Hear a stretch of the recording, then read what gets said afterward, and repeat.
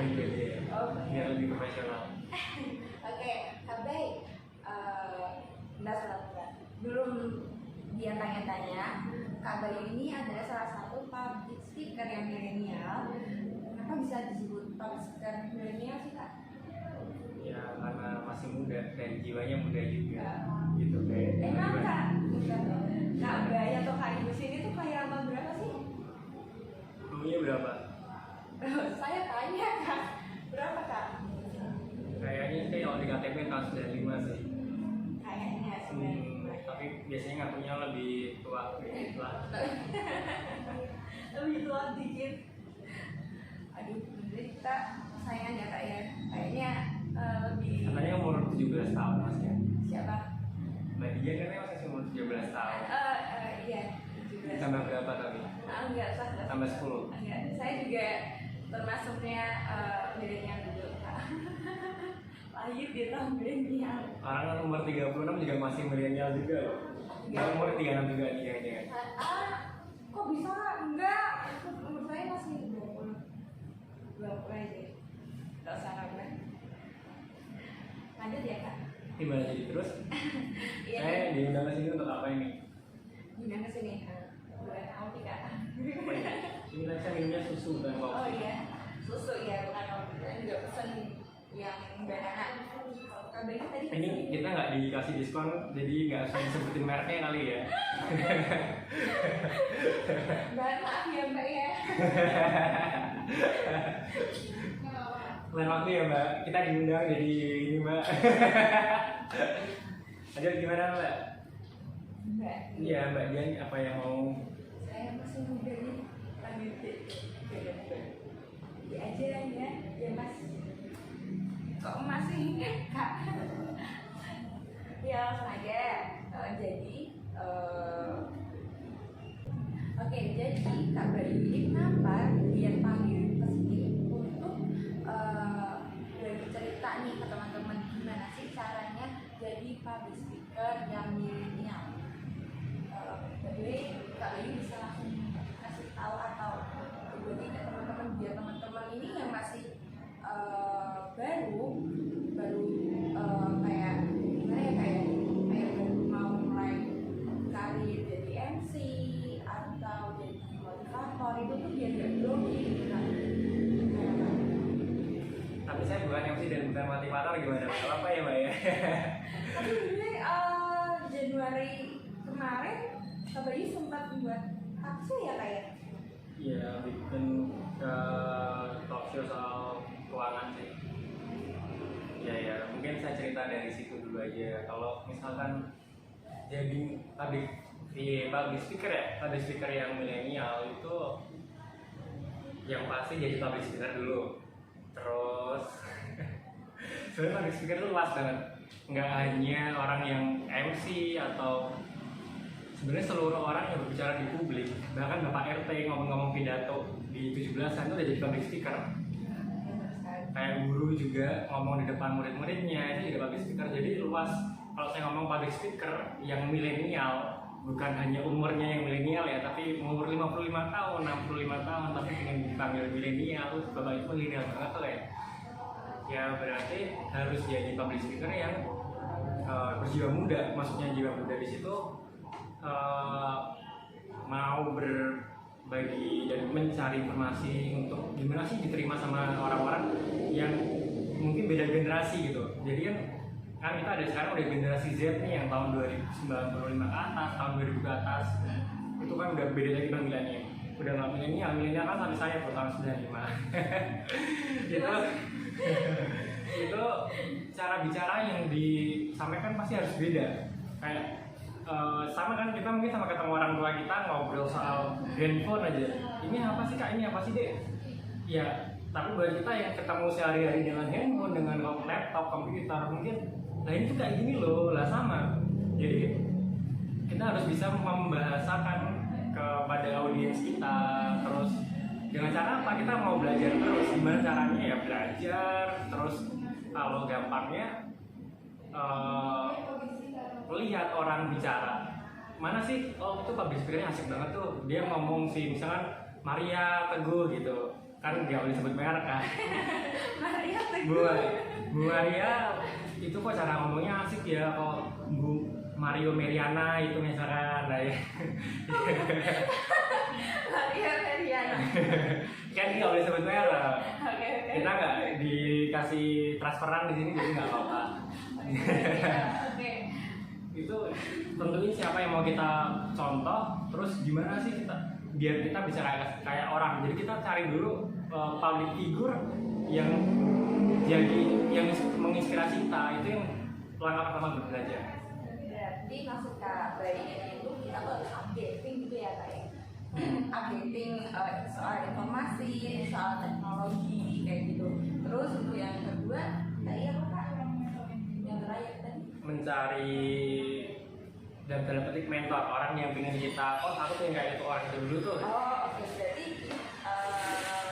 kita atau teman-teman harus punya satu idola yang dimana Ya, idola. satu idola lah yang dimana itu tuh bisa inspirasi kalian buat oh iya aku mau jadi kayak gini nih gitu. Misalkan dari caranya, dari gestur tubuhnya, terus bahasanya mungkin gitu. Kalau idolanya Mbak Dian siapa Mbak? Idola yang gimana ya? Jangan yang di backstage ya, idola yang bisa disebar di publik aja. Oke. Ya Pak, mungkin saya suka sama Najwa katanya tadi. Najwa suka. Kenapa saya suka dengan Mbak Najwa ini karena dia tuh dalam penyampaiannya tuh tegas, tidak kayak saya aduh tuh kurang tegas ya kan. Iya, kayaknya masih grogi gitu kayaknya. Padahal ini cuma ada berapa ratus orang doang, kalau berapa ribu orang gimana itu? Saya udah berusaha sama kemarin juga sempat dapat job di mana itu loh, saya itu basicnya belum bisa jadi MC. Nah di situ saya diharuskan dan dengan sangat terpaksa karena itu pekerjaan yang saya butuh cuan kan, saya mau nggak mau harus melakukan itu. Oh itu nanti cerita soal terpaksa itu saya juga bisa cerita tuh pengalaman ketemu sama public speaking yang pertama dulu. Bukan pengalaman orang lain sih, pengalaman saya sendiri sebenarnya. Kalau terpaksa sebenarnya saya ngomong soal komunikasi sendiri untuk saya itu bukan hal yang susah. Mungkin ada beberapa orang yang berkomunikasi itu malu-malu, takut-takut, lebih milih buat mungkin udah mending kerja yang ngerjain sesuatu hal daripada mau ketemu orang. Kalau saya dari kecil malah justru saya lebih suka ketemu orang, berbicara, mendengarkan mereka bercerita daripada saya ngerjain sesuatu. Terus tapi debut saya buat jadi public speaker itu mungkin bukan di umur yang masih kecil ya. Saya dulu sempat didorong-dorong untuk jadi apa itu, ngikut yang catwalk itu apa ya, model catwalk kan gitu ya, yang kecil-kecil itu, anak-anak kecil fashion show itu ya. Terus saya nggak mau dilatih jadi MC nya juga nggak mau juga. Di SMP saya masuk ke OSIS itu waktu itu, tapi kok syukurnya nggak jadi tim intinya, jadi saya nggak dapat kesempatan buat berbicara di depan umum. Tapi saya sering berbicara di dalam rapat yang lebih kecil, itu juga public speaker juga, sudah jadi public speaking juga kan. Jadi dari lingkup yang kecil dulu iya, besar ya Pak ya. saya debutnya bener-bener jadi public speaker itu mungkin di SMA sih. Itu saya dipaksa oleh senior-senior untuk berbicara di depan publik, dan 3 tahun saya di SMA itu 2 tahunnya saya kayaknya nggak sekolah. Oh bisa nggak 2 tahun ini? Karena 2 tahun itu saya kayak hanya belajar berorganisasi aja, dan itu ya salah satunya ketemu dengan orang banyak, berbicara dengan orang banyak. Dan selama di Gembleng awalnya saya 3 bulan sebelum jadi anggota waktu saya MPK, itu kayaknya 3 bulan itu adalah proses memotong pelat naru saya. Jadi saya setelah itu udah nggak punya malu lagi. Saya sempat itu waktu terakhirnya kan ada malam keakraban. malam keakraban itu besoknya, jadi kan itu hari Sabtu, hari Minggunya kami rame-rame yang laki-laki tuh dipotong rambutnya, digundulin sama senior kami, tapi bukan digundul yang bersih gitu kan, masih mending gitu kan. Kalau kepotong rambut Madura gitu sama Cak, minta yang 1 senti gitu, kan hati 1 senti semua gitu. Nah itu bopeng-bopeng gitu, ada bulan di sini kosong, sini masih ada hitamnya. Dan itu kami diharuskan jalan dari waktu itu saya SMA di SMA 1 Semarang, dari jalan dari SMA 1 Semarang ke Tugu Muda. Wow, itu bikin malu sih kan. Cuma keharusan mau nggak mau. Ya itu kami junior yang tersisa itu nggak ngerti sampai segitunya, tapi ya udah itu sudah hari terakhir kami disiksa. Ini nanti mungkin harus dipotong kali ya. Potong enggak. Itu yang membuat kami jadi apa ya, mungkin ada bandingannya. Biar aku kok ini, aku dulu kayak gini nggak malu, maksudnya bukan nggak malu ya, tapi mau nggak boleh malu. Jadi ya udah, jadi apa yang perlu dihadapin, ketemu sama orang-orang yang mungkin punya jabatan lebih tinggi atau harus presentasi di beberapa orang yang ngejar kita buat dapat proyek gitu misalkan. Jadi dulu juga, padahal ya itu sebenarnya kalau dibandingin nggak seberapa gitu, karena di SMA kan nggak ada nilai rupiahnya kan, mungkin tapi nilai pembelajarannya itu saya rasa saya bawa sampai sekarang. Jadi padahal sebenarnya kalau dibandingin, kayak saya ngomong di depan 300 orang, itu kan saya punya pertanggungjawaban, nama saya nih, usaha saya, profesionalitas saya diuji di situ. Tapi saya masih ngebandingin sama pengalaman saya zaman SMA. Aku nggak iso kayak gitu. Ya itu mungkin makanya orang sering ngomong kan, pengalaman masa kecil itu mengendap dan jadi pembanding buat kita ngambil langkah lanjut selanjutnya.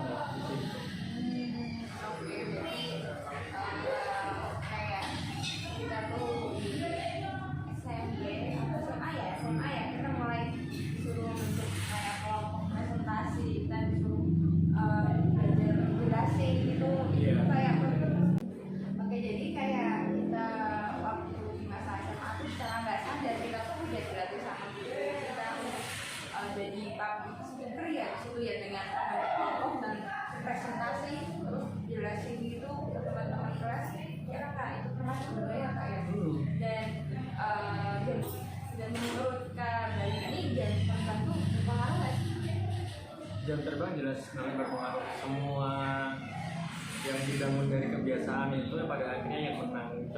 Dulu orang tua saya ngomong, orang itu nggak butuh pinter buat jadi berhasil, nggak butuh yang wah gitu, hanya perlu disiplin dan membentuk kebiasaan yang baik. Karena yang kecil-kecil itu yang bakalannya menjadi modal paling besar. Nah, tapi justru itu yang susah. Kalau kita bikin nembak satu gede gitu, kita pegang acara gede, terus kita ngerasa itu meninggalkan pengalaman kita yang banyak gitu. Tapi selain itu kita nggak pernah lagi berbicara atau membuat acara itu juga. Jadi kayak pisau yang sudah tumpul. Jadi kita punya pisau yang tajam banget, tapi setelah itu jadi tumpul. Tapi mending yang kecil-kecil, sering ngobrol sama orang-orang banyak.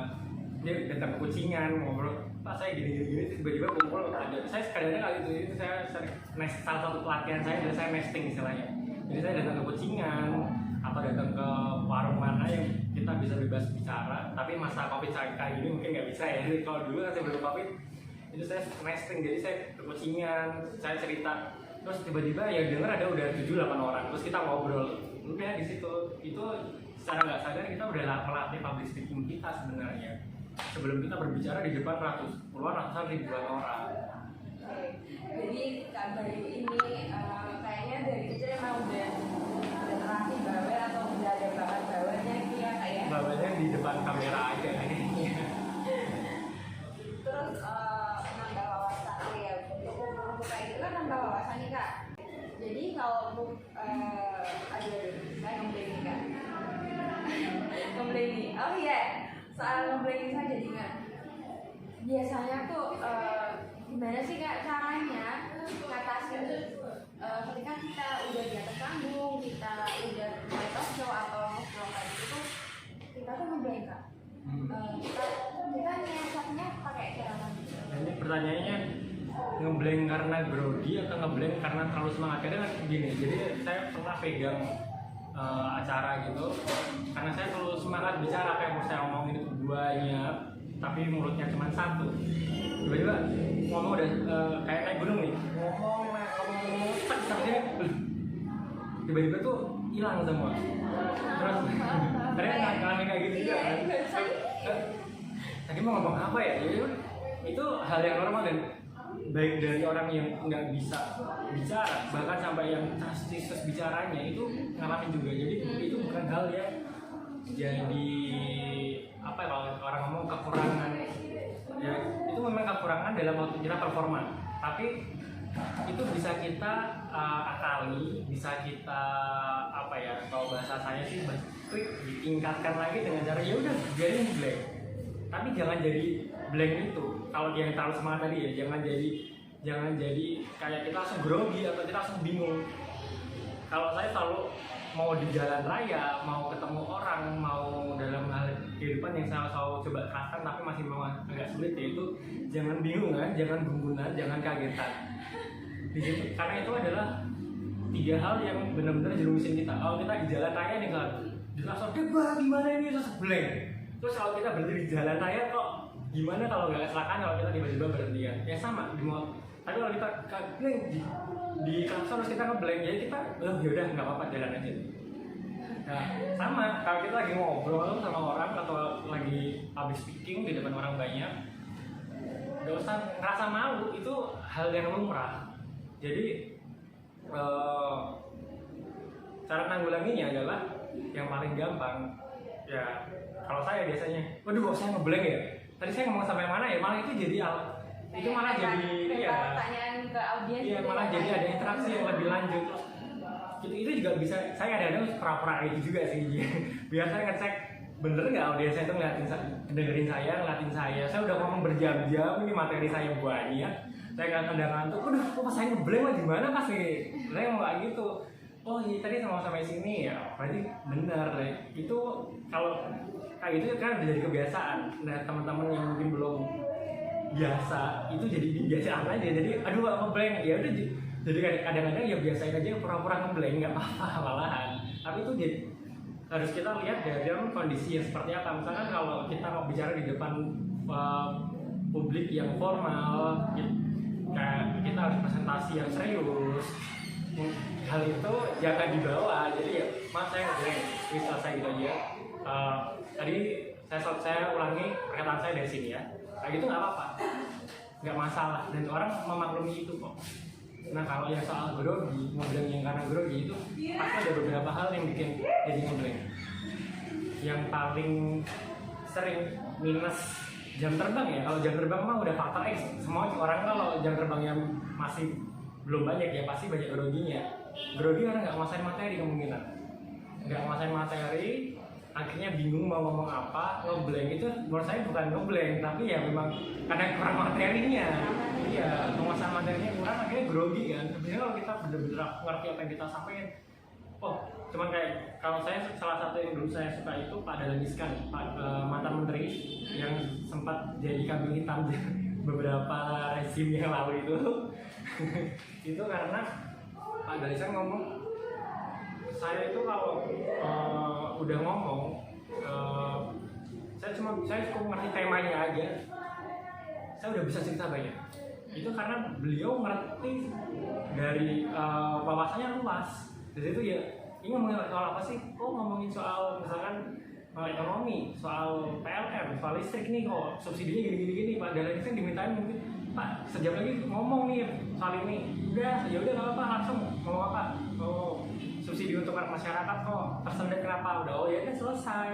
Karena wawasannya luas ya. Sama kita, kalau kita pilih satu bidang yang kita suka, yang kita mau, kita tekuni, ya itu di wawasan kita diperluas di situ dulu. Mulai dari situ, jangan langsung aku pengen ngerti soal ekonomi, soal politik, soal ini, soal itu.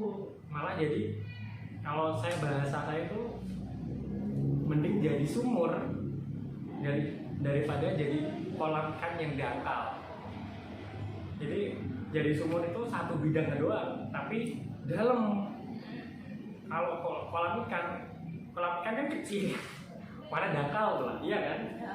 Kalau yang kita pengen jadinya lautan dan seluas samudra, sedalam dan seluas samudra. Tapi mau jadi lagi tuh wawasan ini otak kita nggak cukup mungkin. Jadi pilihlah yang satu persatu. Ntar kita buat sumur lagi. Oh ternyata udah sumur ini bisa jadi satu akhirnya jadi kolam gede, jadi danau mungkin. Nah itu yang kita kejar. Nah gitu. Jadi harus step by step. Iya. Dan ya itu grogi itu harus cari tahu kenapa bisa groginya. Kalau menurut saya sampai dari pengalaman saya salah satunya karena saya nggak menguasai materi. Dan ya saya sering juga kalau nggak gitu ngomongin apa? Iya. Terus ya udah saya ngomongnya jadi nggak castis-cus, pelan-pelan karena saya takut salah, takut grogi. Jadi tambah grogi, takut grogi malah jadi tambah grogi di situ. Itu tuh apa yang Kak baru sampaikan tuh persis banget kayak pengalaman saya yang kemarin itu bener-bener ngeblank udah di atas panggung harus kayak woro-woro gitu ya. Waktu itu biasanya itu saya tuh biasanya nggak tahu ngomong apa karena belum dikasih materi bener-bener. Tapi ketika udah berjalannya dengan waktu, terus aku tahu materinya apa aja, barulah bisa ngomongnya itu ya Kak. Dan harus kata Kak Bayu. Tadi seperti kata Kak Bayu harus sering-sering nongkrong di angkringan biar rasanya tambah luas gitu ya. Jadi harus serawung ke orang-orang gitu ya Kak maksudnya. Ya serawung ya, dengerin dan mungkin baca dari informasi yang terbaru salah satunya. Tapi kalau belum diuji sama ngomong sama orang, kita nggak ngerti sebenarnya kembangan kita dalam mana.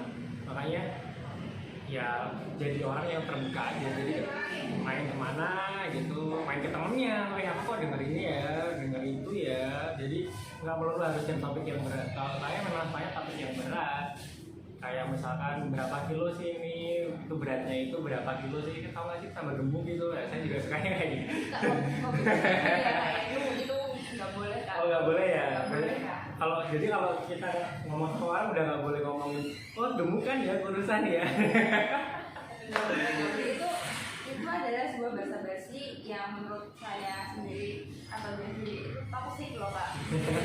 Orangnya tuh bisa jadi kepikiran kalau dibilang saya ya dibilang gini, kamu kok bilang aduh gimana ya, iya bisa terus sampai kayak kepikiran sampai harus kayak gini ya. Berarti ntar kalau ketemu sama orang atau kalau saya kan sebenarnya di Kucingan tuh, Mas, kok saya melihat kipas angin yang ini bagus banget ya Mas. Kita mulai bicara kayak gitu ya berarti ya tuh. Mas, kipas anginnya Mas bagus banget ya Mas. Itu bener-bener yang receh banget tuh kan. Gak masuk Kak. Kayak gitu. Ya sering-sering bicara sama orang aja buat ngetes sebenarnya. Ngetes pemahaman kita soal suatu topik itu sejauh mana. Karena kalau kita baca, kita denger, mungkin kita baru ngerti A sampai B sampai C gitu. Padahal sebenarnya komposisi dari topik itu tuh sampai Z gitu. Dan orang lain yang bisa menemukan kita dari D, C, E, D, E, F, G, H, J, ada yang lainnya. Kayak gitu. Oke, Kak, karena pandemi kayak gini kan sekarang kan kebanyakan orang kan ada di rumah nih. Terus kan teman-teman menyiasati bagaimana bisa mendapatkan kayak pemasukan itu lewat TikTok Kak. Menurut Kakak kalau misalkan public speaker kan saya ngeblank lagi Nyari orang lewat TikTok gitu ya, gimana? Maksudnya menurut Kakak gimana, efektif nggak sih kalau misalkan seorang public speaker itu kayak dia itu gimana ya?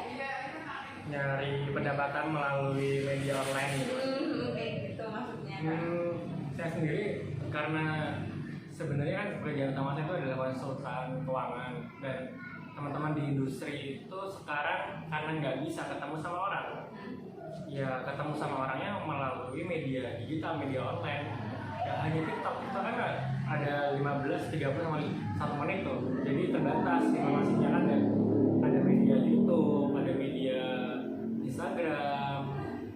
sekarang juga Twitter juga bisa live juga, jadi malah mereka memakai itu buat mendapatkan klien justru. Jadi membuat kelas-kelas online, jadi mereka bicara dulu dengan cara iklan di YouTube, di Instagram, di TikTok, ya bagi informasi. Dan mereka kan itu juga melakukan public speaking walaupun satu arah sebenarnya, tapi itu public speaking karena semua orang juga membaca itu. Jadi kita ini bikin vlog kayak gini, itu juga sebenarnya dalam bentuk public speaking juga. Mbak juga sudah jadi public speaker dalam vlog ini sebenarnya, walaupun di sini nggak ada orang lain. Oh, nggak ada ratusan orang ya di sini ya? Ada. Udah pada pulang. Ada salah pertanyaan. Bisa motor lewat aja. Jadi malah justru itu yang sekarang ngomong public speaking yang milenial di zaman yang sudah modern seperti ini, kita harus bisa melakukan seperti itu. Jadi teman-teman ini bikin kelas online menggunakan Zoom, menggunakan Google Meet, jadi malah jadi ladang gitu. Jadi sekarang kan udah zamannya itu elektronik, EKTP dan lain-lain lah ya. Siapa tuh? Itu harus bisa kita manfaatkan sebagai, jadi nggak hanya kita datang ke sebuah kelas, datang ke sebuah ruangan, terus kita ngomong di depan puluhan orang, ratusan orang. Kita ngomong di depan kamera, mungkin kamera itu sudah menggambarkan ribuan orang karena ini diupload di media publik gitu. Semua orang bisa mendengar kita, semua bisa melihat kita, itu jadi public speaking. Kayak kemarin itu banyak banget itu dia sendiri ngikutin seminar online yang dimana itu lewat aplikasi, perlu disebut merek nggak apa ya kayak? Nggak apa-apa sih, walaupun kan orang semua juga tahu, kita nggak mungkin dibayar sama mereka, jauh banget soalnya. Kalau dapat diskonan kopi nggak apa-apa ya mbak ya. Banyak kemana juga ada gitu. Udah ganti sih. Gara-gara marah gitu, jadi makin kayak gitu. Udah ganti sih ini banyak nih. Kayak gitu. Terus apa lagi nih kak? Latihan apa lagi selain tadi yang kak udah dijelasin itu, biar kita makin lancar gitu. Kalau misalkan kayak ngomong sendiri depan kaca gitu, gimana? Sebenarnya kalau saya sekarang jangan ngomong di depan kaca, itu nggak milenial lagi udah itu. Itu zaman baby boomers itu, boomers loh ya gitu. Kok saya tahu ya kayak Zaman milenial sekarang latihannya nggak di depan cermin tapi di depan kan kita semua punya handphone nih. Jangan ngomong kameraku jelek, yang penting itu kita bisa ngerekam. Justru karena kalau kita ngomong di depan kamera, kita direkam dan kita bisa menilai orang kita di mana. Oh, ini ya kak ya. Ini di lingkungan dia sendiri itu adanya handphone itu buat foto. Ada suka foto kak, jadi kayak misalkan mereka update story di WhatsApp maupun di Instagram itu dia lihat itu sekitar 80 sampai 85% itu mereka tuh cuma ya udah foto terus ngeliatin orang, liatin yang nyinyir itu loh, pamit turah. Dan jarang banget ada yang berani kayak mereka tuh update story itu dengan buat video, mereka ngomong promosi, misalnya ada yang jualan mereka promosiin baik video itu kayaknya masih minim karena mereka itu nggak malu satu. Mungkin malunya itu adalah karena malu itu sebenarnya kan, kalau saya kan selalu apa sih sebenarnya inputnya, prosesnya, outputnya. Malu itu kan berarti adalah output. Jadi sebuah proses yang menyebabkan kita jadi malu. Nah kalau saya inputnya sebenarnya adalah takut ditolak. Mungkin ada ketakutan dicibir. Wah apaan sih tuh, norak banget loh, gitu kan. Terus yang nomor 2 mungkin juga takut didebat. Ngomong apa sih lo? Takut kayak nggak ada yang dukung gitu. Iya, yang nomor 3 takut gak ada yang dukung, gak ada yang lihat, gak ada yang ngasih feedback balasan. Kayak gue ngomong sama tembok dong jadinya kayak gitu kan. Nah, tapi sekarang yang dicari adalah yang kita mau cari tahu itu sejauh mana kemampuan kita atau sejauh mana kita bisa mendapatkan apa yang kita latih gitu. Kalau misalkan kita baru mulai, ya jangan mikir yang kedua, jangan kita dapat ini, kita ngomong gini dapat apa sih? Jangan mikir ke sana, tapi mikirnya aku udah berani dulu nih, nggak apa, pelan-pelan. Jadi orang nggak bisa langsung kalau baru malu masih malu-malu, belum pernah ngomong sama orang banyak, tiba-tiba aku pokoknya pengen ngomong di depan 1000 orang, itu sama jalan gitu. Oke, itu terlalu ambisius ya. Iya, jadi kita kita yang harus ngeset cara berpikir kita sendiri. Ini buat latihan, kalau nggak diterima ya udah biarin aja, cuek. Salah satu yang rekomendasi buat kita belajar ya itu cuek itu orang ngomong cuek itu nggak bagus gitu, tapi di titik-titik tertentu untuk kesehatan kita sendiri, untuk perkembangan diri kita sendiri, cuek itu juga perlu kok. Ada itu buku Seni Bersikap Bodo Amat, itu The Art of Not Giving a Fuck gitu ya bahasa Inggrisnya. Itu buku yang bagus. Jadi kita perlu kadang-kadang cuek buat kita bisa ngelatih public speaking kita, berbicara di depan umum kan. Nah kalau kita ngomong di story itu udah public speaker jadinya sebenarnya kayak gitu. Jadi untuk yang kayak cuek itu kan kata negatif nih Kak nih. Jadi nggak semua yang negatif itu negatif ya kayak ada sisi positifnya. Mungkin tinggal cara kita letakkannya itu benar apa enggak. Obat kalau di orang yang sehat dikasih obat jadi racun. Sebenarnya dari obat kan kalau orang yang positif dikasih itu kan negatif ya sebenarnya kan. Nah sama kalau dikondisikan dalam saat dan situasi yang tepat, racun jadi obat loh. Jadi yang benerin kita. Itu tuh kayak di saya ilmu farmasi waktu SMA dulu tuh bilangnya gini, yang bedain obat sama racun itu cuma 1 dosis. Iya, ya sama bener. Dosisnya ya. Dosis cueknya mau secuek apa dan di dalam kondisi yang seperti apa. Kalau ada orang sakit-sakitan di depan kita terus kita cuek bebek ya itu itu sakit itu baru kita itu orang itu ya bener sakit banget kayak gak peka ya Kak ya. Gitu, ini ngomong apa itu? Tapi kalau misalkan kita mau hal-hal yang negatif buat kita itu kita cuekin, ya itu malah jadi obat buat kita sebenarnya. Nah gitu, jadi mulai dari latihan, berarti latihannya selain kalau cuma ngerekam berarti kan nggak ada kita nggak bisa nih sejauh mana ngerti feedbacknya, atau kita cuma bisa ngetes cara berbicara kita, tapi kita nggak bisa ngetes keberanian kita. Nah kalau mau ngetes keberanian kita ya di share di media publik seperti ya itu Instagram lah atau TikTok lah, kan banyak banget sekarang platform. Apalagi kalau misalkan sekarang ini kebanyakan media sosial bikin kita makin banyak masukannya ya Kak. Iya gitu. Oh iya, itu termasuk siapa Kak ya sekarang? Apa ini termasuk sebagai latihan nggak sih kalau misalkan teman-teman ini ngikutin seminar kan itu kan ada gestarnya tuh yang ngomong siapa atau PR-nya siapa itu termasuk belajar nggak sih mereka? Salah satu ya tadi mungkin ya kita nggak punya idola, kita belum menentuin siapa idola kita dengan cara banyak melihat dan membaca atau mendengar ya lebih tepatnya ya, itu bisa jadi media pembelajaran buat kita. Misalkan datang ke seminar, orang itu kok cara kita nggak kenal, nggak tahu teman ngomongin soal tema ini gitu misalkan, terus jadi kita datang cara bicaranya dia kayak gini, dia cara kayak gini, itu juga belajar dari kita. Jadi semua orang yang sedang melakukan public speaking itu sebenarnya bisa jadi media pembelajaran. Teman-teman kita yang suka ambil status yang video tadi itu di Instagram, TikTok itu juga jadi media pembelajaran buat kita sebenarnya. Tapi mereka masih aku tuh terapin Kak. Ya memang itu. Jadi memang awalnya harus nekat. Nah itu saya mau cerita juga kalau kayak gitu. Zaman awal-awal dulu saya mulai dulu jadi public speaker itu ya modal nekat. Awalnya memang harus nekat. Tapi nekat yang sudah diukur gitu. Jadi kayak ya tadi kan ngomong grogi karena kita nggak nguasain materi.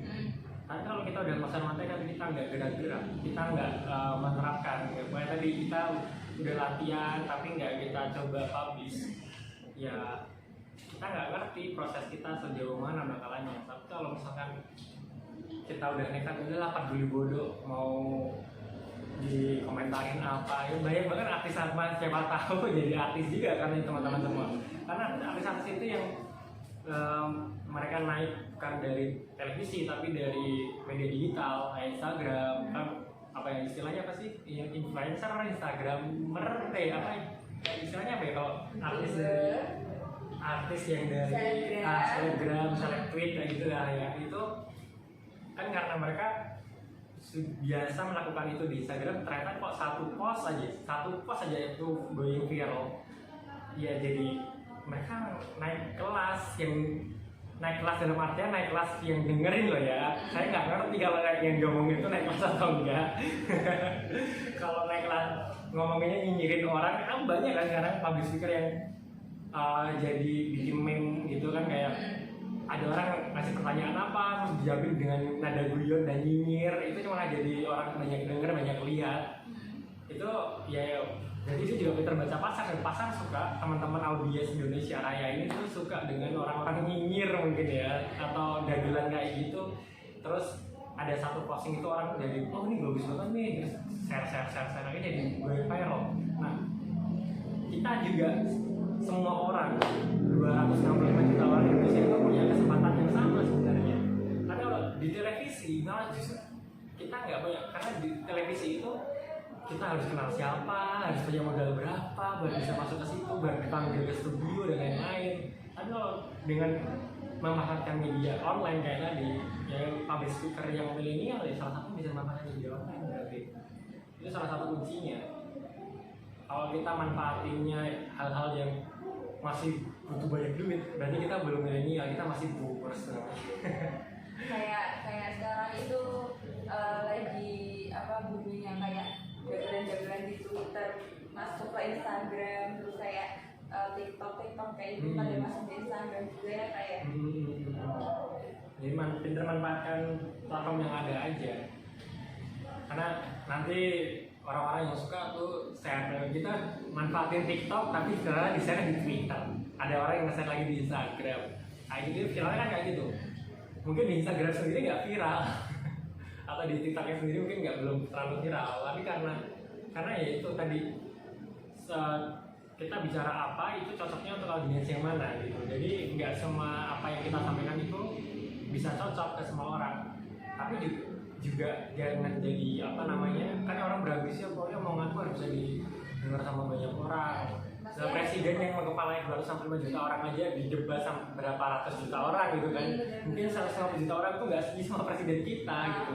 Jadi udah, kalau kita mendengarkan, kalau Pak Presiden ini mendengarkan semuanya, terus ya baiknya seperti itu. Tapi kalau satu-satu didengerin, nggak yang intisarinya yang didengerin, belum selesai kerjaan, masa baktinya udah selesai, belum selesai orang, oh kamu butuh apa, nggak bisa. Ya kita cari orang yang memang cari pasar yang tepat gitu, cari orang yang mau mendengarkan kita, karena setiap orang masih punya pasarnya kok. Saya percaya itu. Iya. Dan juga untuk masalah yang pro kontra itu udah jadi umum deh kayak. Jadi kalau di istilah Jawa tuh kuping budek, moto kayak gitu kan. Iya. Itu kalau nggak ditempatkan di tempat yang tepat kan jadi konotasinya negatif kan ya. Tapi kalau kita udah punya suatu aspirasi tertentu kita ini bikin acara ini harus bagus nih, udah semua disiapin, terus ada yang nyinyir, terus kita dengerin, terus kita jadi insecure karena satu orang yang nyinyir ini, terus acaranya jadi nggak jalan karena kita jadi nggak bener nggak ya eman kan. Ya udah di titik itu kita harus buta mata tuli telinga ya, bahasa Jawanya tadi mata-buta kuping budek. Kalau misalkan kita percaya yang kita lakukan itu benar, nggak merugikan orang ya, benarnya yang salah satunya itu jalan aja udah sama kan. Kalau kecuali bikin kayak latihan bikin story terus itu nyinyirin orang, disebut orang itu kan jadi kena ITE nanti.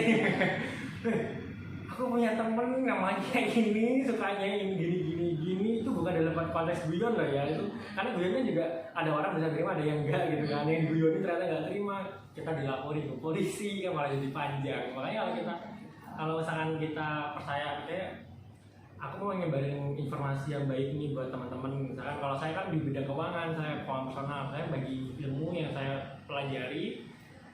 Ya udah ada orang yang nggak puas ya pasti ada yang nggak puas, tetepan kok jelasnya cuma segitu sih, gue juga bisa nyari tahu sendiri kalau kayak gitu.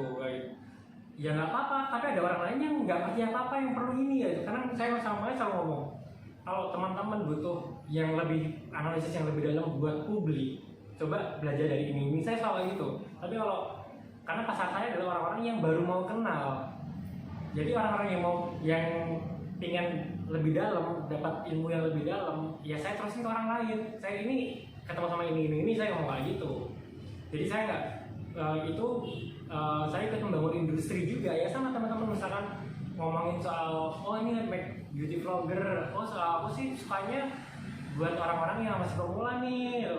Kan ada yang kadang wah gitu doang mau jadi beauty vlogger sih, ada yang ngomong kayak gitu kadang-kadang kan. Tapi pasarnya dia memang itu gitu. Dia bukannya karena cuman bisa make up seperti itu, tapi memang pasarnya dia butuhnya seperti itu. Audiensnya dia suka butuhnya seperti itu. Nanti kalau misalkan memang butuh pengen yang bisa gak lukis sampai kayak gimana gitu, merubah muka sama sekali gitu misalkan, kan ada orang yang punya konten sendiri lagi gitu kan. Jadi pasti mereka punya audiens sendiri, punya pasarnya sendiri di situ. Jadi kalau kita mau gaet semua bisa sebenarnya. Tapi ada salah satu orang yang saya suka banget tulisan dan apa yang dia sampaikan itu di Twitter sih, dia itu ngomong kalau kamu punya sumber daya yang cukup buat menggapai semua yang kamu mau, semua yang kayak misalkan mau, di situ konteksnya adalah bisa bikin konten di YouTube, Instagram, Twitter, dan TikTok, dia mau gitu, ya nggak apa-apa, lakuin aja. Tapi kalau misalkan mampunya cuma satu, ya udah satu dulu. Nanti kalau udah jalan lebih jauh, kita punya tim, bisa dibagi lagi tugasnya. Ya sama, kalau kita mau guide semuanya, ya nggak mungkin bisa. Ya tadi Indonesia Raya aja ada 260 juta orang gitu. Masa kita mau ngikutin maunya semua orang, nggak kan bisa. Kita cuma satu. Gitu. Jadi kayak kalau misalnya kayak kita ibarat alam dulu ya Pak ya. Oke. Ada telepon? Oh enggak. Orang terus apa lagi enggak? Kita mau mulai apa lagi Kak? Ya biasanya kalau public speaking gitu apa sih kendalanya kalau orang-orang baru mulai gitu? Ini kan oh iya. Ini Kak, kan kayak kebanyakan kan PR itu kan salah satu profesi pekerjaan.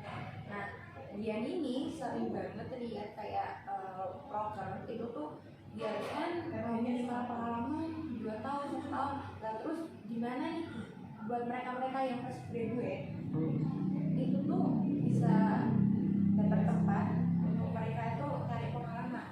Padahal kebanyakan yang dibutuhkan kayak perusahaan-perusahaan atau CV itu mereka yang udah berpengalaman. Itu kayak bagian sendiri itu kayak lah terus gimana caranya aku bisa kerja kalau misalkan aku nggak nguasain, maksudnya aku belum ada kayak apa ya sertifikat kayak gitu. Gimana aku bisa sih kalau misalkan aku kita sebenarnya bisa, cuman kebutuhannya di pekerjaan itu adalah sertifikat setelah melakukan ini selama berapa lama gitu ya. Ini bakal jadi agak sensitif topiknya karena ini bakal ngomongin soal lingkungan kerja di Indonesia. Jadi ini bahkan di negara yang udah maju seperti di Jepang, di US, di Amerika, di Inggris, di Hong Kong, di Singapura juga, ini sering jadi isu yang diangkat. Jadi tadi adalah pertukarannya di sini. Kan tadi yang diomongin sama Mbak Dian adalah pengalaman. Nah, waktu yang paling tepat buat mencari pengalaman adalah sebelum kamu lulus, sebelum kita lulus kuliah. Selama kita masih masa kuliah, maganglah, cari internship dimanapun. Tapi yang jadi masalah di sini adalah kadang di perusahaan itu, mau perusahaan kecil bahkan perusahaan gede, anak magang, apalagi anak kuliah yang nyari sertifikat magang, itu kayak nggak dimanusiakan di pekerjaannya. Jadi kerjanya beban kerjanya banyak, kayak orang yang kerja full time. Malah kerja orang-orang yang kerja full time itu dilimpahkan sama anak-anak magang pekerjaannya. Terus mereka mengesek, oh iya benar, selesai gitu. Itu juga dirasain oleh si pekerja yang baru juga Kayak gitu, jadi ada pertukaran di situ. Mungkin kompensasinya atau honornya atau gajinya kan kadang ada yang magang dikasih, ada yang magang sama sekali nggak dikasih apapun gitu. Padahal beban kerjanya juga banyak. Ya kan mereka yang disampaikan oleh perusahaan ini, lah kan kamu butuh sertifikat, kita bisa ngasih. Ya, padahal sebenarnya ya ini yang jadi isu di negara-negara besar tadi adalah mereka juga kerja, jadi mereka diberikan gaji seminimalnya biasanya dipadankan dengan para pekerja paruh waktu part time. Jadi kerjamu segini, beban kerjamu segini. Di sana udah mulai terstruktur. Karena itu jadi masalah. Nah, di Indonesia ini enggak, belum ada. Belum ada, betul sekali. Jadi itu kayak kerja di Indonesia tuh kayak pekerja di Indonesia tuh kebanyakan tuh berarti tuh ya kak ya. Kalau nyari paruh waktu yang dimana pagi sampai sore itu di Indonesia itu harus S1 kalau nggak salah. Nah, ya itu yang jadi masalah adalah kalau kita ngejar magang, ngejar pengalamannya kan kadang perusahaan ya bukti pengalamanmu di mana kalau nggak ada bukti tertulisnya gitu. Padahal sebenarnya kita bisa, yang kita butuhkan hanya tanda tangan atau disahkan oleh siapa, oleh apa gitu kan.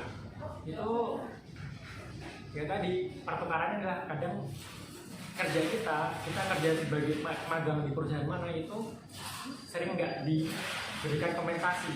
Kita dapat pengalaman, dapat sertifikatnya, tapi kita nggak dapat ganti uang capeknya, uang capeknya nggak kita dapat. Nah di situ yang kadang jadi pertimbangan. Karena kalau memang nyarinya adalah nyari pengalaman, sebelum kuliah selesai, salah satu jalan yang bisa ditempuh adalah selama ada jeda waktu kuliah, misalkan libur semester atau mungkin bisa bagi waktu kuliah dan bisa magang, itu bagilah di situ. Itu bener-bener ini adalah salah satu hal yang buat saya nyesal saya nggak lakukan.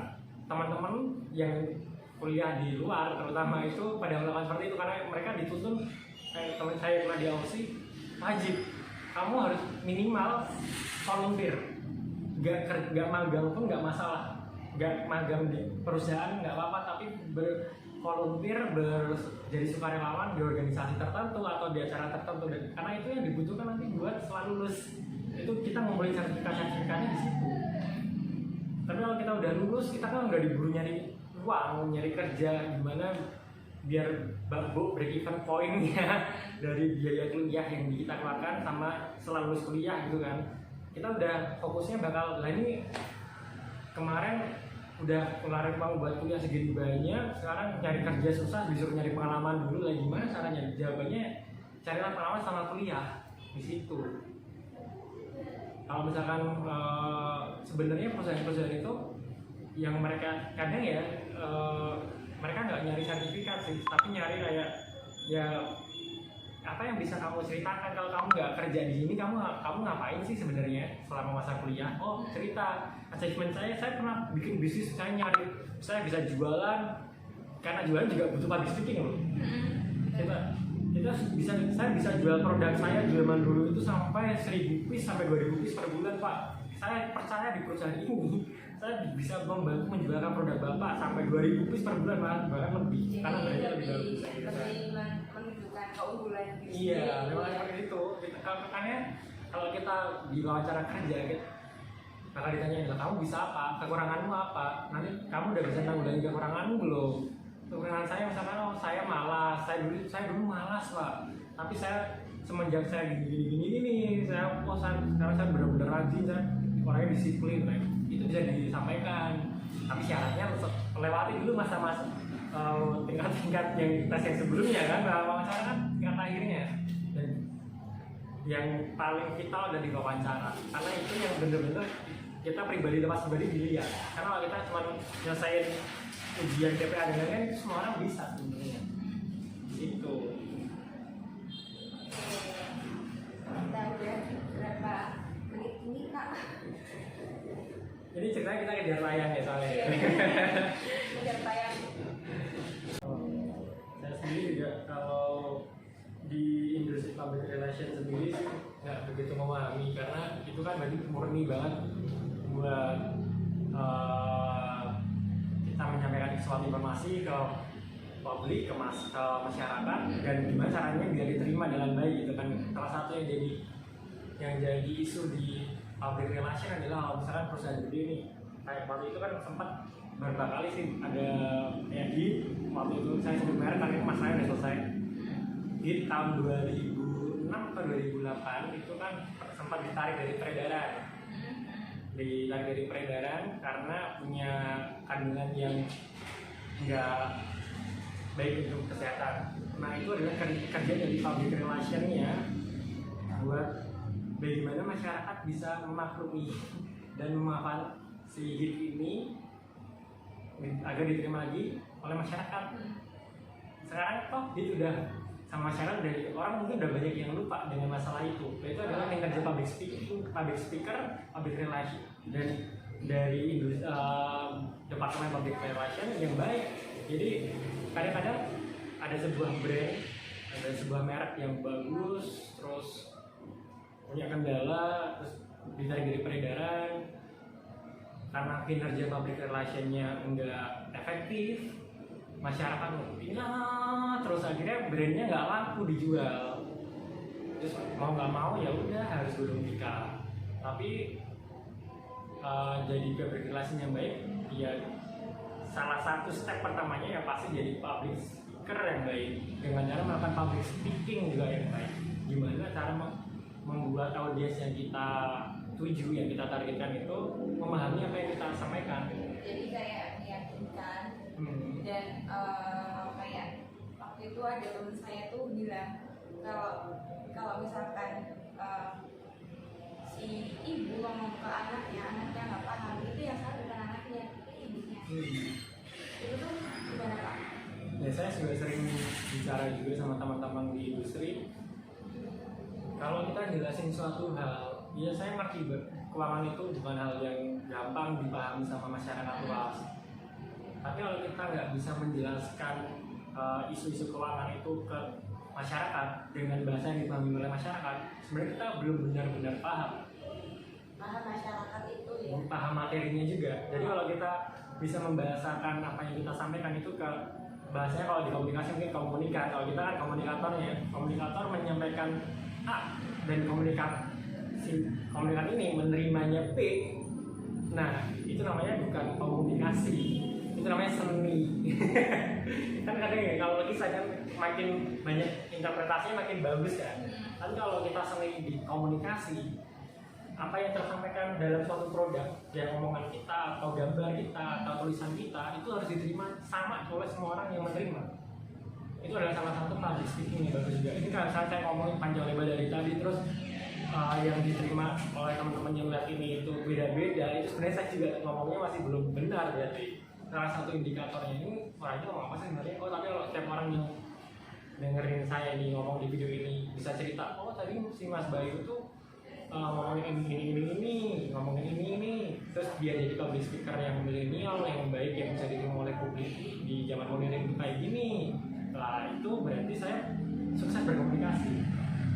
Kan yang simpulan dari kita yang mau kita sampaikan sebenarnya kan dari video mau sejam atau sejam lebih ini ya, itu kan gimana berkomunikasi yang baik yang bisa diterima oleh semua orang dan dipahami oleh semua orang kan sebenarnya kan. Nah si Einstein dulu pernah ngomong, ada Einstein yang bikin formula bom atom itu ngomong, kalau Anda tidak bisa menjelaskan suatu hal ke anak berumur 5 tahun, Anda belum benar-benar memahami apa yang Anda sampaikan. Jadi kalau ada yang ngomong guru, dosen, Tuh dosen ya, berarti kalau maaf ya Pak, saya potong di sini pasti teman-teman sekalian yang mahasiswa itu mengalami juga. Di sini tuh kebanyakan tuh teman-teman saya, sebagai saya itu tuh pada nggak ngerti tugas yang diberikan dosennya. Berarti itu yang salah dosennya atau ditanya dosennya? 90% salahnya ada di komunikatornya, di dosennya. Iya, yang memberikan. Karena salah satu mentor saya dulu di kampus sampai bicara, ini aku dosen ya, aku ngomong ke teman-teman mahasiswa saya dulu, kebetulan salah satu asisten, kalau ada dosen atau ada siapapun orang yang berani bicara di depan publik, di depan kelas itu juga di depan publik, bantailah itu, karena dia sudah berani berdiri di depan publik. Bantainya dengan cara bertanya, bukan di apa ya, kalau bahasanya itu di EC atau di diskreditkan, enggak. Kita tanya, karena kita ngerti loh sebenarnya. Kalau kita nggak ngerti apapun, kita bahkan untuk bertanya nggak ngerti, berarti kita yang salah, kita nggak mendengarkan sama sekali. Tapi kalau kita mampu bertanya, berarti kita sudah ada yang sudah kita terima, tapi mungkin belum kita benar-benar pahami. Atau yang nomor dua, kita ingin mencari lebih lanjut dari suatu informasi yang diterima. Misalkan, tahu nggak sih kalau COVID ini nambahnya 2000 per hari di Indonesia gitu. Terus kita sebagai orang yang menerima, sebagai komunikan yang salah adalah kita nggak dengerin, kita nggak ngerti. Seenggaknya kita ngerti topiknya adalah di Indonesia itu setiap hari pasien COVID bertambah 2000. Kita sebagai komunikan yang baik, kita tanya, emang iya, mana buktinya, gimana, dapat dari berita di mana, gitu misalkan. Ya sama di kampus, dalam kelas, di depan guru mungkin atau di depan dosen. Kalau dosennya sama sekali nggak bisa menjelaskan, itu ya banyak sih yang kayak gitu, karena dosen kayak menjelaskan untuk dirinya sendiri. Sering banget ngomongin kayak gitu. Jadi yaudah, ini pahami sendiri kayak gini. Salah saya. ada tuh dosen saya tuh, saya nggak perlu sebut, itu tuh yang ketika ditanya, ya tanya temenmu, Pak, Bu, ini maksudnya gimana tugasnya, tanya temenmu. Padahal teman-teman pada nggak tahu, pada nggak paham gitu. Nah kalau semuanya nggak paham, sebenarnya ada kesalahan bukan di komunikannya, bukan di mahasiswanya, tapi ada di dosennya yang menjelaskan kurang jelas, mungkin kurang runtut, atau mungkin ada istilah-istilah yang tidak tepat untuk disampaikan ke audiensnya, ke mahasiswanya. Karena memang mahasiswa kan punya dari latar belakang yang berbeda-beda, tingkat pemahaman yang berbeda-beda, tapi mereka ada batas minimal yang mereka bisa pahami kok. Bahasa Indonesia yang baik dan benar itu pasti bisa dipahami kok. Cuman ya itu, kalau misalkan dosennya nggak mau tahu, maunya cuman yaudah yang penting udah ngasih tugas, yang penting udah ngasih materi, terserah mau paham atau nggak paham, itu risiko sendiri. Itu jadi bukan dosen yang berprestasi ya, bukan prestasi malah jadinya. Istilahnya adalah kalau di hukum kan prestasi adalah prestasi itu standar minimal yang harus dipenuhi oleh ketua angkatan. Untuk misalkan, kamu lulusnya 7, minimal punya nilai 75, lah itu udah prestasi 75 itu, bukan yang harus 100 itu berarti kamu top, udah bukan prestasi lagi. Kalau nilaimu 74, lah itu bukan prestasi, tapi nilai 75 kamu udah berprestasi. Kayak gitu lah. Dosen kan salah satu KPI-nya, performance indikatornya, performance index-nya itu mampu membuat mahasiswanya memahami topik tertentu. Jadi kalau mahasiswanya nggak ngerti, berarti kan dia makan gaji buta dong namanya. Kayak gitu. Nah itu makanya saya dulu mentor saya benar-benar, kalau ada orang yang bicara di depan publik, ya kamu bantu percaya dia dengan bertanya, kayak gitu.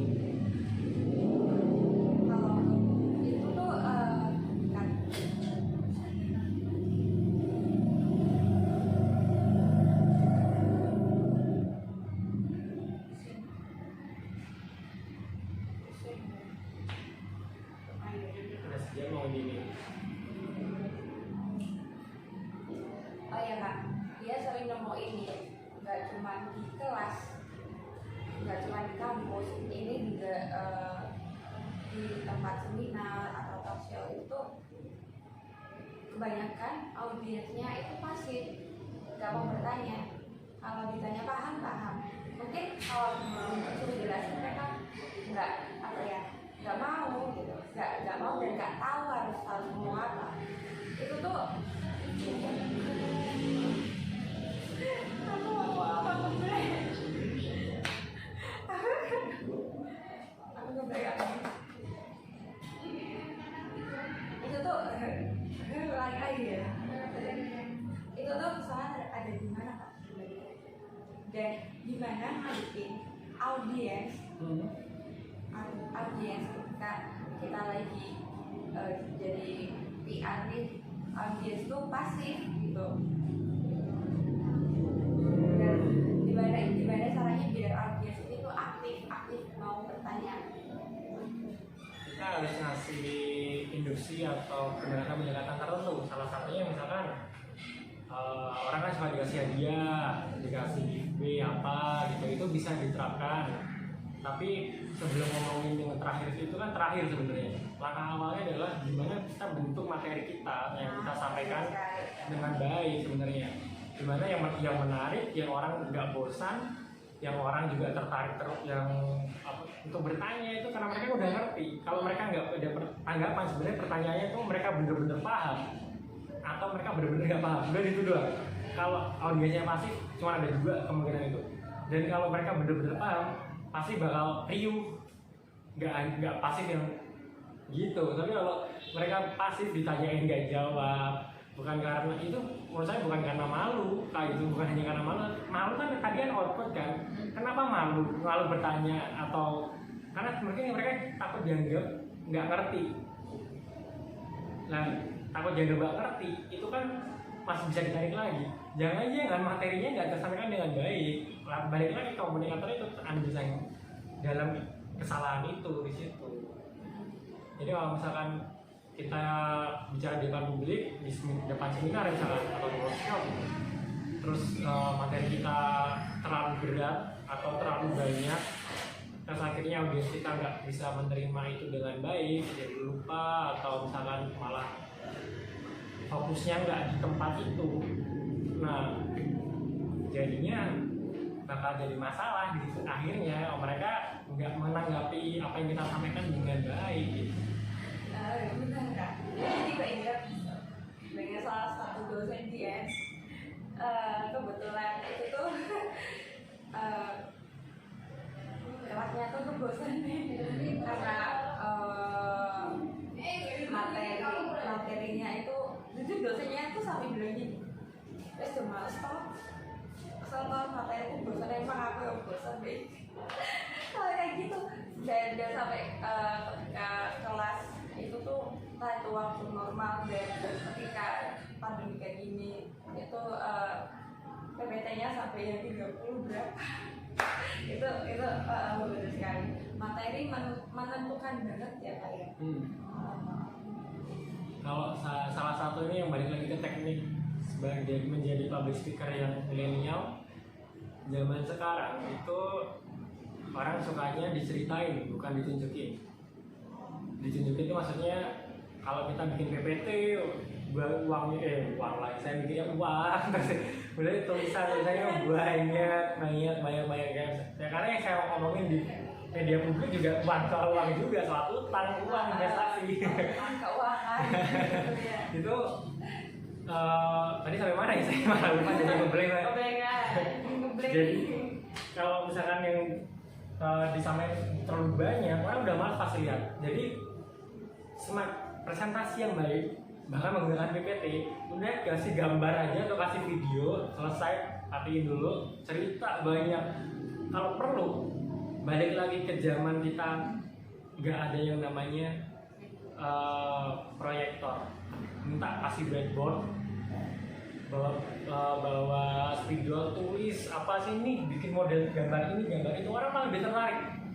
Kalau salah satu yang tempat media buat kita belajar itu, kalau teman-teman lihat YouTube apa yang dilihat nih, jangan-jangan yang mau nikah itu sama anaknya Anang. Itu yang lagi viral tuh kemarin itu ya. Itu kalau saya kasih rekomendasi buat teman-teman boleh lihat itu di TEDx Talks, itu banyak banget. Mereka di sana hampir nggak ada PPT-nya, mereka juga slide tapi nggak dibaca. Mereka itu di belakang mereka ada layar kecil cuma di depan, mereka cerita, ngomong, jalan. Yang salah satu yang paling saya suka itu presentasi dari Bill Gates sama dari Mark Zuckerberg yang bikin Facebook, Bill Gates yang bikin Microsoft kan. Itu mereka ya penguasaan panggungnya bener-bener bagus karena sama sekali nggak PPT, malahan cerita. Dulu saya si Bill Gates ngomong dulu saya ke Afrika, dia waktu itu promosi soal vaksin. Ya saya bukan bagian yang suka konspirasi Bill Gates yang menciptakan COVID, saya nggak ngerti lah, saya nggak mau bahas itu lah ya. Ini ngomongin soal vaksin Ebola waktu itu.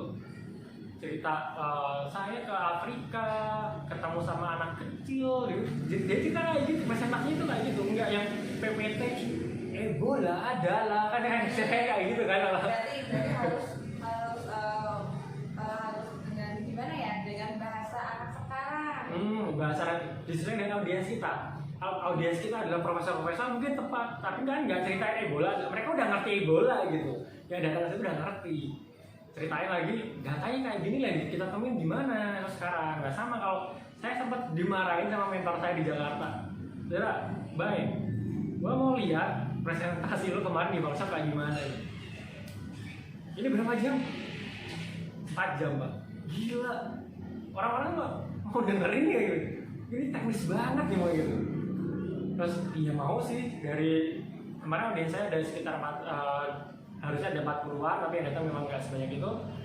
Tapi seenggaknya 85% saya tanyain feedbacknya, mereka dapat semua apa yang mereka mau, dan mereka ada kelanjutannya, pengen belajar lebih lanjut. Di situ mereka paham kan sebenarnya pak. Iya tapi kamu sekarang rubah presentasimu jadi yang model-model yang kayak gini lah.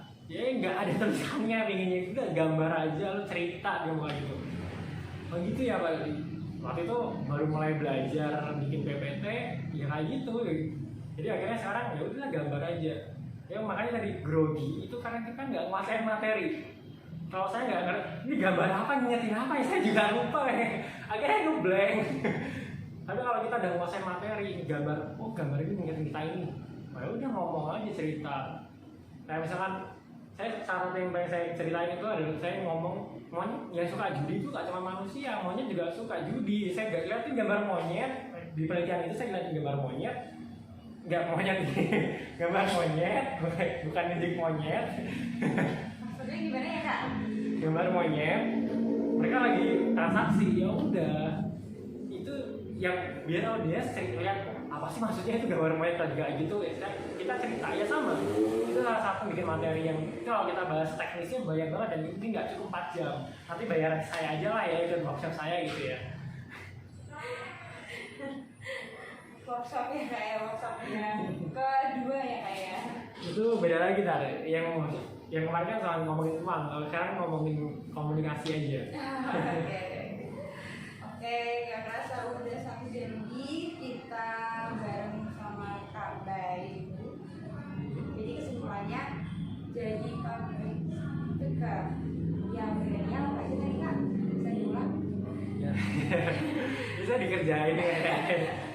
Yang satu pasti harus mau belajar, itu nomor 1. Kepo ya, harus kepo, harus updating. Yang harus mau belajar, kepo, update. Prakteknya dimulai dari langkah yang paling kecil. Jangan terlalu berambisi. Untuk ambisi itu baik untuk kita punya aspirasi lah, jangan ambisi. Kita beraspirasi jadi public speaker yang baik. Langkah awalnya adalah dimulai dari bikin story di Instagram. Itu langkah teknisnya, benar-benar teknis. Mau nggak mau kita, karena orang sering ngomong, saya tambahin dikit ya, orang lebih banyak belajar saat menjadi guru daripada saat menjadi murid. Nah, dengan kita menjadi public speaker, kita sharing suatu hal, kita mau nggak mau, kita terdorong buat mencari tahu lebih banyak. Dan di situ kita bakal lebih memahami. Makanya saya ngomong yang namanya mau ngetes pengalaman kita sampai mana, itu share lah, dibagilah ke teman-teman yang mungkin membutuhkan. Mereka tanya, oh iya ya kok belum tadi tahu yang soal itu ya, ngomong aja, belum bisa jawab. Saya belum bisa jawab sekarang. Saya bantu cari tahu dulu. Aku bantu cari tahu daripada aku ngasih informasi yang kurang tepat. Aku tanya dulu pertanyaannya, nanti aku kasih tahu. Nggak apa-apa, nggak masalah. Saya juga konsultan yang profesional, saya adalah konsultan. Saya juga sering kayak gitu. Oh iya ya ada kasus kayak gitu. Ya saya cari tahu, jangan langsung jawab. Kalau misalkan jawaban kita salah, itu ada pertanggungjawaban yang panjang gitu. Makanya kita menguji diri kita dengan cara share. Belajar itu dengan cara kita malah share. Jadi public speaker langsung kayak gitu. Terus apalagi mendengar, banyak membaca, ya pasti. Kepo tadi ya, harus kepo, harus peka juga, harus peka juga. Ya peka, kalau terlalu peka nggak bagus, kalau nggak peka jadinya pekok juga, jadi ya tenang. Itu Gimana Kak, sudah cukup? mungkin cukup untuk sesi yang sekarang. Oke. Kalau mau dilanjut boleh di @indrabayuwww. Itu di Instagram ada, di Twitter ada, TikTok baru mau jalan. Ini sama ada Kak Bayu, ini tuh promosi diri. YouTube juga lagi mau berjalan. Aduh, baik. Itu yang saya bahas di sana mainly soal financial planning, soal perencanaan keuangan, soal jasa keuangan, biar teman-teman nggak ketipu, biar teman-teman juga nggak asal pilih mau main saham, mau main apa-apa lah. Dan nggak asal ngeluarin uang Iya.